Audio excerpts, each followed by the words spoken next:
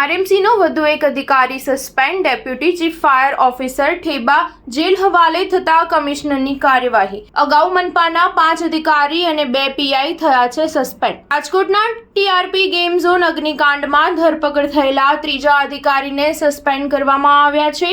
અગાઉ 9 સામે પગલાં લેવાયા બાદ ગઈકાલે ડેપ્યુટી ચીફ ફાયર ઓફિસર બીજે ઠેબા સામે અપ્રમાણસર મિલકતનો ગુનો નોંધી ધરપકડ થયાના 48 કલાક પૂરા થતા કમિશનર દ્વારા પોલીસ રિપોર્ટના આધારે ગઈકાલે તેમને સસ્પેન્ડ કરવામાં આવ્યા છે. ઉલ્લેખનીય છે કે અત્યાર સુધીમાં કુલ 10 અધિકારીઓ સામે પગલાં લેવાયા છે, જેમાંથી 3 અધિકારી પોલીસ કસ્ટડીમાં જતા મનપા દ્વારા તેમની સામે કાર્યવાહી કરવામાં આવી છે, જ્યારે બાકીના 7 અધિકારી સામે સરકાર દ્વારા કાર્યવાહી હાથ ધરવામાં આવી છે. રાજકોટ મહાનગરપાલિકાના કમિશનર દ્વારા જે 3 અધિકારીને સસ્પેન્ડ કર્યા છે તેમાં તત્કાલીન ટીપીઓ મનસુખ સાગઠિયા અને એટીપી મુકેશ મકવાણા બાદ હવે deputy chief fire officer Bhikha Theba સામે સસ્પેન્શનના પગલાં લેવામાં આવ્યા છે.